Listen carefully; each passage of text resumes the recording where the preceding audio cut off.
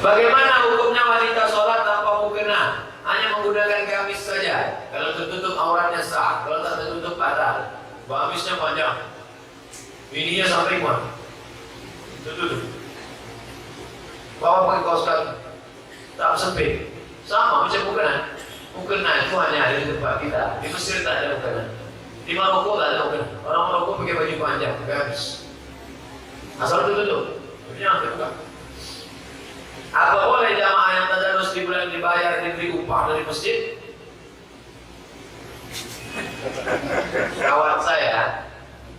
Kawan saya, kalau sudah tak ada duit beli rokok, akhir bulan beasiswa habis, pergi dari masjid. Mana? Apa ya? Nyetor hafalan ke tiang. Di tiang itu duduk saya duduk. Siapa yang nyetor setengah halaman, kasih duit.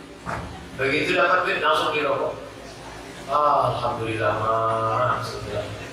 Tak boleh memberikan duitnya beli rokok. Aku mau berhenti. Asal selesai kuliahnya berhenti lagi. Sudah 20 tahun ketemu, masih merokok dulu. Bukan anak Riau, anak Medan Tuan Tuan. Pas saya ceramah ke Medan, aku sedang di hotel ini datang. Katanya dulu mau berhenti, sudah mau berhenti insya Allah. Di Mesir, siapa yang nyetor hafalan setengah halaman 24. Bahkan asar sampai maghrib saya dulu. Tenang. A'udzu billahi minasy syaithanir rajim.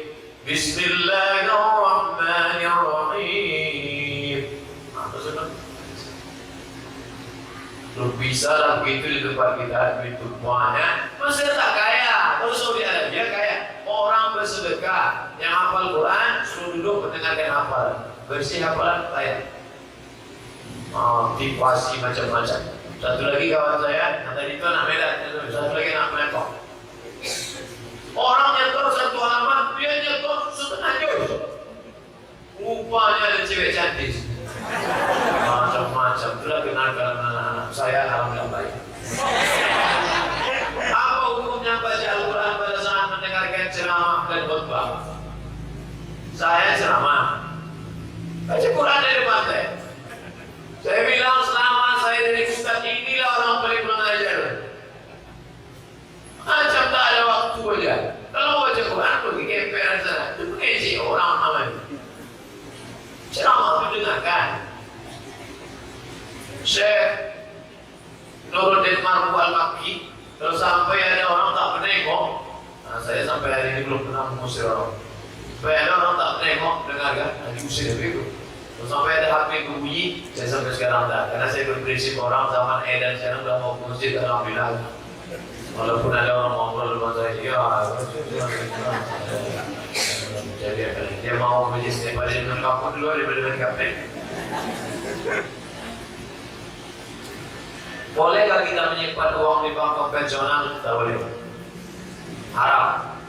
Tapi kalau saya simpan di rumah hilang Pak Ustaz, saya tak khawatir malik, bini saya ni Pak Ustaz.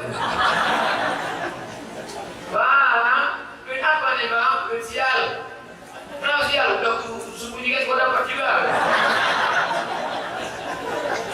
Tak bisa simpan rumah Pak Ustaz, simpan di bank. Saking banyaknya disimpan di bank, tapi bunganya jangan debit. Begitu kata Syekh Soal Qardawi dalam kitab Fatwa Mu'asirah, fatwa kontemporer, fatwa kontemporer, bagus buku itu dibeli 3 jilid. Sudah cetak bahasa Indonesia, Gemah Isari Press, skip. Bunganya untuk apa? Diserahkan ke 4 lembaga. Yatim, fakir miskin, orang jompo, masjid. Niatnya bukan niat sedekah, membalikkan duit umat untuk umat. Duit surat bunga-bunga. Alhamdulillah Pak Ustaz, sejak saya nabung bunga 100.000 tak pernah saya pakai. 200 tak pernah. Yang 1 juta kemarin itu kata realisasi. Apakah semua sholat sunat bisa menyempurnakan amalan sholat wajib? Unzuru hal lagu min tatawwu'in. Tengok buku catatan hafalku, ada tak amalan sunatnya? Tengok amalan sunatnya. Qabliyah, ba'diyah, sholat itu, sholat tahajud. Fayukam malu disempurnakan. Kurang maharijul huruf, kurang khusyuk, kurang tumanina, kurang ruku, kurang. Nah, itu disempurnakan dengan banyaknya sholat sunat. Banyaknya sholat sunat, ada terwajib, qabliyah, ba'diyah, duha, witir, tahajud. Ketika imam telah membaca ayat, makmum belum selesai baca Fatihah, lalu makmum melanjutkan berhenti dengan mendengar bacaan imam. Sedangkan ada pendapat tidak sah salat bila tidak membaca Fatihah. Siapa bilang tak sempat baca Fatihah? Ini telepon di jalan nangka. Ustaz kalau salat baca Fatihah, kalau saya jadi makmum baca Fatihah, tak sempat baca Fatihah Pak Ustaz. Saya bilang sempat, dia udah hadir tak sempat. Bismillahirrahmanirrahim. Alhamdulillahirabbil alamin. Arrahmanir rahim. Maliki yaumiddin. Iyyaka na'budu wa iyyaka nasta'in. Ihdinas siratal mustaqim. Siratal ladzina an'amta 'alaihim ghairil maghdubi 'alaihim waladdallin. Amin. 15 detik. 15 detik ente bilang tak sampai. Ente gimana baca Fatihah? Fatihah gimana ente baca tak sampai?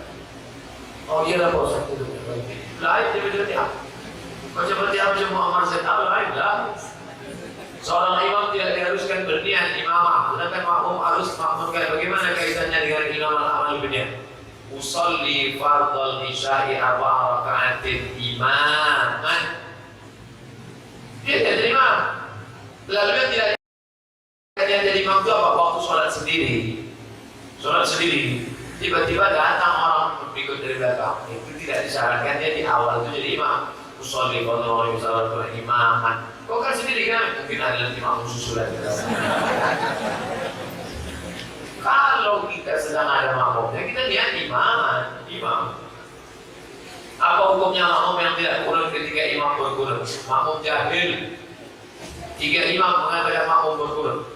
Pertama, Imam Ibnu Taimiyah, kita menata imam muqanata. Kalau imam berkunut, kau makmum ikut berkunut. Yang kedua, Imam Hambali. Angkat tangan mengucapkan amin. As-salih Ahmad. Amin. Amin. Amin. Ketiga, Syekh Ibnu Utsaimin, ulama Saudi Arabia. Syekh Ibnu Utsaimin, dari Imam Utsaimin berkunut, apakah saya berkunut? Angkat tangan mengucapkan amin. Allahumma lina fiman alaih. Amin. Tapi Ustaz saya mengatakan tidak. Ente mau lawan tiga imam besar ini. Imam Hambali, Imam Ibnu Taimiyah, Syekh Ibnu Utsaimin. Itu jenderal bintang 7. Apa hukumnya baca Quran di atas kubur? Tak boleh, di kubur, tidak di atas kubur. Di samping kubur boleh. Di kubur bacanya di samping. Apa dalilnya baca Quran di samping kubur? Kalau ada orang mati jangan cepat-cepat, jangan lama-lama ditahan, cepat-cepat kubur kan? Bacakan pangkal surat, bacakan Al-Fatihah di bagian kepala, bacakan ujung Al-Baqarah bagian kaki. Dalil kedua, Abdullah bin Umar berpesan kalau aku mati nanti bacakan pangkal Al-Baqarah dan ujung Al-Baqarah dalam kitab Ar-Ruh, murid Ibnu Qayyim Al-Jauziyah. Dan murid Imam Ibnu Taimiyah namanya Ibnu Qayyim Al-Jauziyah. Itu dalil baca Quran sampai kubur. Apakah halal makan minum rokok di atas kubur? Kenapa mesti di situ? Jangan apa lain. Makan ada, minum main bawah ada, asam model, kodok bau ada. Kenapa dikubur tu makan? Apa hukum bikin batu nisan sebagai tanda makam seorang sudah meninggal? Kalau Abdul Somad nanti mati, maka letakkan pada bagian kepalanya batu, pada bagian kakinya batu, tak usah ditulis. Kelilingnya buat aja batu bata di semen. Keliling batu bata di semen, tak usah pakai keramik. Karena kalau pakai keramik pasir, bagus keramik yang terpesir. Oh kalau gitu tak usah pakai batu, jangan. Karena kalau tak pakai batu habisnya beda klomper. Soalnya makamnya beda klomper bukan baru. Aku kasih tahu, ini makam Abdul Somad. Membangun makam itu tak sampai haram, makruh. Tapi kalau sampai berlebih-lebihan haram. Kami ziarah ke makam tuh, kawan saya berbisik, "Man, ya, kau keramik warna apa nanti kalau mati?" Bagi banyaknya keramik kamu. Menginjak-injak makam, menduduki makam. Di ayat jadi salah jamratin minanar. Duduk di atas bara api neraka. Wairun. Duduk di atas bara api neraka. Waktu itu siapaku terbakar bajunya, terbakar kulitnya lebih baik daripada duduk di atas kubur. Jangan memijak kubur, jangan duduk di situ. Ini sekarang orang 3, memijak kubur, duduk di atas kubur, menjadikan kubur sebagai asbab. Menginjak-injak makam menuju kubur bisa tak boleh. Apakah ada sumber hadis sahih tentang menalkin jenazah? Hadis sahih riwayat siapa Abu Umamah Al-Bahili, Bisa kami tengok dalam kitab apa? Talqis Al-Habir. Siapa penulisnya? Imam Ibnu Hajar Al-Asqalani. Kata dia hadis-hadis tentang talqin mayat sahih. Riwayatnya banyak. Sudah saya kumpulkan dalam kitab 37 masalah kufur tentang talqin mayat. Talqin sesudah kubur. Talqin ada dua. Talqin sebelum mati. Sedang nafsu maut. Bisikan ke telinga sebelah kanan. La ilaha illallah. Tak ada istilah. Talqin yang kedua setelah mati, setelah dikuburkan, dianjurkan talqin, dibacakan di atas. Kalau datang Tuhan Muhammad katakan Imam Muhammad. Untuk yang hidup sebagai nasihat, untuk yang mati sebagai doa. Itu gunanya talqin. Apakah orang yang meninggal tidak wajar misalnya gantung diri, apa rohnya termasuk mati sesat dan tak perlu untuk disolatkan? Orang yang bunuh diri tetap disolatkan. Mana dalilnya? Nabi membiarkan sahabat menyolatkannya, tapi Nabi tak mau menyolatkan. Dan Rasulullahnya dalam mati bunuh diri, aku tak mau menyolatkan. Kalian aja. Nabi tak menyolatkan bukan berarti haram menyolatkannya. Karena seandainya haram pasti Nabi bilang jangan sholatkan. Nabi tak mau menyolatkan, disejauh teguran. Tapi sahabat tetap menyolatkannya. Kecuali dia sebelum mati murtad. Aku tak percaya Tuhan itu ada. Tiba-tiba besok dia minum kampur mati. Itu tak layak. Karena dia sudah murtad sebelum bunuh diri. Apakah harus disolatkan orang muslim telah meninggal sementara yang bersangkutan tak pernah sholat? Kalau ada orang tak sholat, tanya aja. Kau tak sholat kenapa? Aku sebetulnya mau sholat, tapi tidak menunggu pensiun tidak. Itu orang fasik, tetap disolatkan. Kau tak sholat kenapa? Menurut saya sholat itu tak relevan dengan zaman. Buang waktu saja, kafir, tak boleh disolatkan. Gugur Pak. Tak boleh dimandikan, tak boleh dikafarkan, tak boleh disolatkan, tak boleh dimakamkan di pemakaman kaum muslimin. Jadi kemana? Campakkan ke Suzuki atau serahkan ke Santa Maria. Apakah sama sebutan gharib pengurus masjid dengan gharib bagi orang yang utama? Inna wassalatu lil fuqara wal masakin wal 'amilina 'alaiha wal mu'allafati qulubuhum fi riqab wal gharibin. Gharib orang yang jadi duta. Sedangkan orang yang bertugas di masjid bukan gharib. Lalu siapa dia? Bertugas masjid. Jangan pakai istilah gharib. Mana petugas masjid? Lebih bagus. Petugas masjid, petugas partai. Apa yang namanya menutup aurat bagi wanita itu harus memakai cadar? Perempuan wajib pakai cadar. Kata Syekh Ibnu Utsaimin, wajib pakai cadar. Kata Syekh Albani, perempuan tak wajib pakai cadar karena wajah tak aurat. Tengok, Syekh Albani mengatakan tak wajib pakai cadar. Syekh Ibnu Utsaimin katakan wajib pakai cadar. Ustaz contoh kemana? Saya jalan pertengahan. Yang pakai cadar bagus. Mahasiswi di lokal saya pakai cadar bagus. Mahasiswi bagus pakai cadar. Supaya dosen juga dilarang. Anak-anak gadis bagus pakai cadar. Cuma yang pakai cadar dikasih yang tidak mau dia makan. Cuma caranya Pak Ustaz, di blender nasi juga.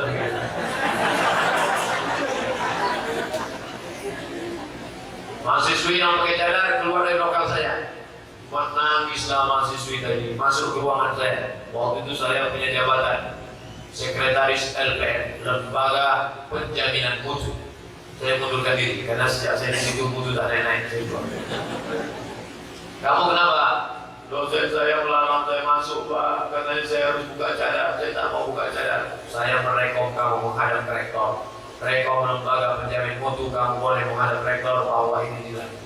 Rektor mau menangkan dia boleh pakai cadar. Mahasiswa harus, dosen harus mengizinkan pakai cadar. Kenapa orang pakai cadar dilarang? Pakai cadar di bisi-bisi, tengok di teroris. Yang celana sempit didiamkan. Dia pakai cadar bagus. Cuma saja Bapak Ibu kalau ada anaknya bercadar, bawa kawan periksa. Mana tahu bercadar kumis. Karena kejahatan terjadi karena ada kesempatan. Apakah termasuk syirik apabila ingin mulai usaha kegiatan dengan cara berdoa sambil menyebarkan air garam? Menyebarkan air garam untuk mengusir hantu dalam sebagian riwayat. Karena katanya takut dengan hantu, sebarkan air garam. Boleh. Menyebarkan minyak wangi untuk memanggil malaikat. Makanya dalam majelis zikir, majelis sholawat dinyala, dihidupkan oh, itu majelis Habib saya kemarin manggil hantu. Bukan. Di Makkah itu harum-haruman. Karena malaikat suka harum-haruman. Innal malaikata tata'azza. Jangan makan bawang merah, makan bawang putih langsung ke masjid. Karena malaikat tak suka tersakiti. Malaikat kecium bau. Tapi bau yang harum-harum dia suka.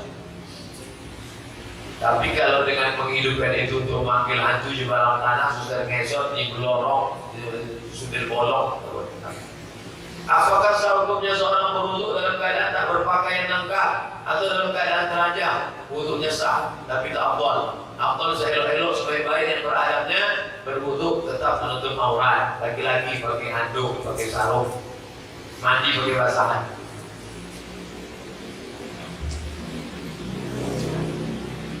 Makin kujung makin tebal. Bagaimana sikap kita sekarang Ustaz? Ustaz kita dikeroyok sebanyak-banyak kafir, munafik, Habib Rizik dikeroyok. Bagaimana sikap kita? Yang sanggup menumpahkan darah untuk Habib Rizik, biru padam. Habib Rizik dibunuh, kami siap sepada. Mereka saja orang kafir kalau diganggu, cap cempol darah. Kenapa orang Islam tak berani menumpah darah? Kebenaran disakiti, kita harus membela. Saya padam.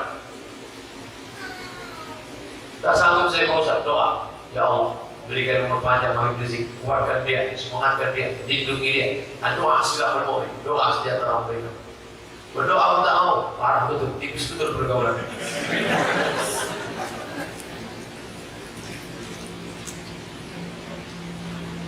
Pak Ustaz, apa maksud surah Al-Isra mukjizat Nabi Musa ada 9? Mukjizat Nabi Musa alaihissalam kalau dihitung detil.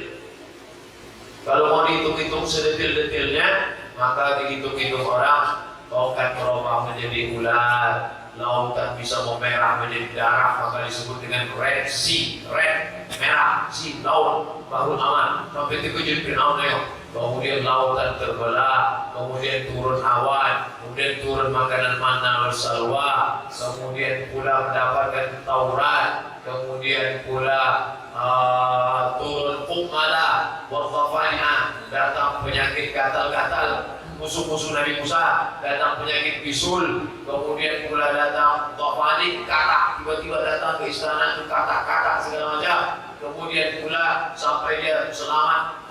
Kemudian dia membawa Taurat dalam bentuk. Kemudian dia turun, mereka dalam keadaan durhaka. Kemudian itu semua kalau dihitung ada 9. Jika ibu meninggal dan meninggalkan perhiasan, apakah itu hak bapak? Apakah itu hak bapak atau suaminya saja? Seorang perempuan meninggal. Ada punya cincin emas, gelang, rantai, berapa semuanya? 1 kilo. Siapa yang berhak terhadap yang 1 kilo itu? Yang pertama, suaminya dapat 1/4 kalau tak ada anak. Kalau ada anak setengah. Nah, suami. Siapa lagi yang dapat? Anak laki-lakinya. Kalau ada anak laki-lakinya, anak laki-laki habis itu semua untuk dia. Kalau ada anak perempuan dapat 1 bagian, anak laki-laki dapat 2 bagian. Kalau ada maknya dapat. Kalau ada ayahnya dapat. Maknya tak ada, ayahnya tak ada. Ahli warisnya siapa saja? Ahli warisnya suaminya sama anak. Suami dapat 1/4, sisanya bagi anak laki-laki 2 kali bagian anak perempuan. Sama dengan tanah, kebun, emas, pokoknya itu sama bagian harta warisan bagi ahli waris kalau seorang perempuan meninggal. Pak Ustaz, apa itu tasawuf? Tasawuf yang dari kata sofa. Sofa artinya suci. Man sofa qalbuhulillah, artinya suci karena Allah. Kenapa?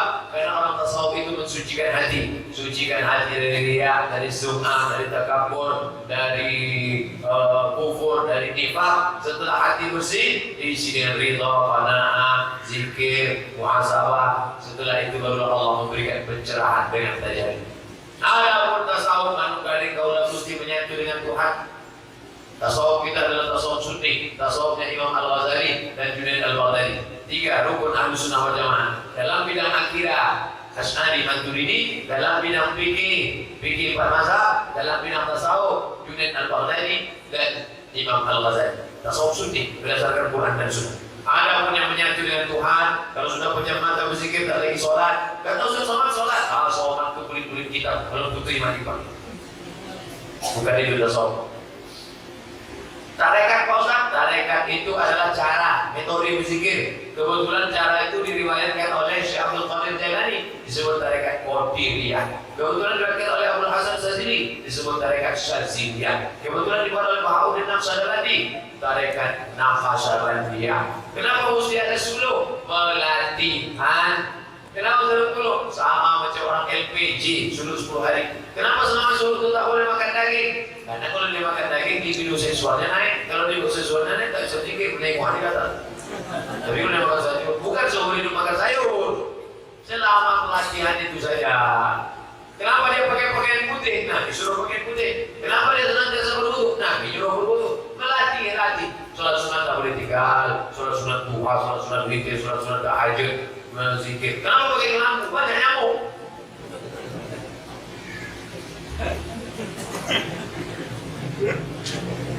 Ada 2 orang anak angkat yang berlainan jenis kelamin, berlainan orang tua. Anaknya diangkat dari bayi oleh keluarga yang tak punya keturunan. Yang saya tanyakan, setelah anak dibalik, apakah bersentuhan setelah berwudu batal? Anak angkat dengan bapak angkat batal, anak angkat dengan mak angkat batal, sesama anak angkat batal. Makanya kalau bapak mau mengangkat anak, angkatlah keponakan bapak yang perempuan. Kalau ibu mau mengangkat, angkatlah keponakan ibu yang laki-laki, supaya nanti dia menjadi mahram bagi ibu, yang perempuan menjadi mahram bagi bapak. Yang sudah terlanjur sekarang anak itu gadis, suruh dia tutup aurat, hati-hati jaga, jangan sampai kita rusak amal ibadah gara-gara itu. Bagaimana dengan ayah ibu angkatnya? Sahkah wudhunya kalau bersentuhan dengan anak angkat? Batal, dia tak mau. Sudah macam mana saya? Macam tadi. Orang tua ibu saya semasa hidupnya pernah berkata kepada saya, bayarkan gantikan puasa ibu nak, wajib sunahkah saya menggantikannya? Wajib. Dalilnya, maka siapa yang mati wa alaihi syamun punya utang puasa, soma'an waliyuhu, maka ahli warisnya menggantikan puasanya. Tapi mati tinggalkan utang puasa, maka ahli warisnya menggantikan puasanya. Mak kita masih hidup tanya, mak meninggalkan puasa berapa kali? Waktu aku mengandung engkau 90 hari aku tak puasa. Tahun pertama aku mengandung engkau 30 hari. Tahun kedua aku menyusukan engkau 30 hari. Tahun ketiga kau menyusu 2 tahun. Tahun keempat adik kau pernah lahir. Saya sholat subuh di rumah. Saya mau melaksanakan sholat sunat fajar, tapi di masjid muadzin sudah qoman. Sahkah sholat sunat fajar saya lakukan? Saya husnuzon ini perempuan. Karena kalau laki-laki sholat di rumah itu namanya laki-laki solehah. Kalau perempuan di masjid, di rumah, perempuan di rumah, di masjid sudah iqaman, maka dia tetap qobliyah subuh. Usolli sunat as-subhi raka'ataini qobliyatan, rakaat pertama kuliah wal kafirun, rakaat kedua qul huwallah. Setelah itu dia sholat sendirian. Surat apa yang paling tepat untuk sholat sunat taubat? Ayat yang paling panjang itulah baca. Yang paling panjang ayat saya qul huwallahu benar saya itu. Nabi tidak pernah batasi ayat apa? Yang banyak. Ala zinniya al-Fatihah. A'udzu billahi minasyaitonir rajim. Bismillahirrahmanirrahim. Alhamdulillahi rabbil alamin. Ar-Rahmanir Rahim. Maliki yaumiddin. Iyyaka na'budu wa iyyaka nasta'in. Ihdinas siratal mustaqim, siratal ladzina an'amta 'alaihim ghairil maghdubi 'alaihim waladdallin. Amin. Allahumma ij'alna minal ladzina yastami'una al-qawla fayattabi'una ahsanah. Jadikan kami orang-orang yang mendengar yang baik lalu mengiringinya dengan amal yang baik, ya Allah. Allahumma ij'alna minal mustaqimina fi sabilik. Jadikan kami orang-orang yang istiqamah di jalan-Mu, ya Allah. Allahumma ij'alna, Allahumma rzuqna rizqan halalan thayyiban mubarakan fi. Berikan kami rezeki yang halal dan penuh berkah. Allahumma rzuqna ziyarata baitikal atiq. Berikan kami rezeki supaya kami bisa melaksanakan haji dan umrah, ya Allah. Allahumma ja'alna nafi'ina li abaina wa li ummahatina wa li azwajina wa li dhurriyyatina wa li dinina. Jadikan kami orang-orang yang bermanfaat bagi kedua orang tua kami, bagi pasangan hidup kami, bagi anak-anak kami, bagi agama kami dan bagi bangsa kami, ya Allah. Allahumma inna nas'aluka salamatan fid din. Berikan kami keselamatan dalam agama, wa afiatan fil jasad, sehatkan badan kami, wa ziyadatan fil ilmi, sehatkan berikan ilmu kami yang berkah, wa barakatan fil rizqi, berkahi rezeki kami, wa taubatan qabla al-maut. Berikan kami taubat sebelum mati, wa rahmatan indal maut, wa maghfiratan ba'da al-maut. Allahumma hawwin 'alaina fi sakaratil maut wa najata minan nar wal 'afwa 'inda al-hisab. Allahumma mansur man nasaraddin. Tolong saudara kami yang menolong agama ini ya Allah.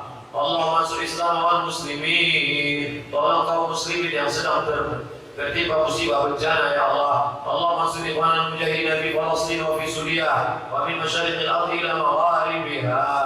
Allahumma dammir a'da'aka a'da'ad-din. Hancurkan musuh-musuh agama ya Allah. Allah farid jama'ahum wa syaddid sam'ahum. Hancurkan persatuan mereka, rusak barisan mereka. Allahumma la'anhum la'nan tawilah. Laknat mereka dalam laknat yang berkepanjangan ya Allah. Saudara kami yang masih mungkin menerima hidayah, Allahumma li qaumana fa innahum la ya'lamun. Berikan mereka hidayah karena mereka melakukan kesalahan karena tak tahu ya Allah.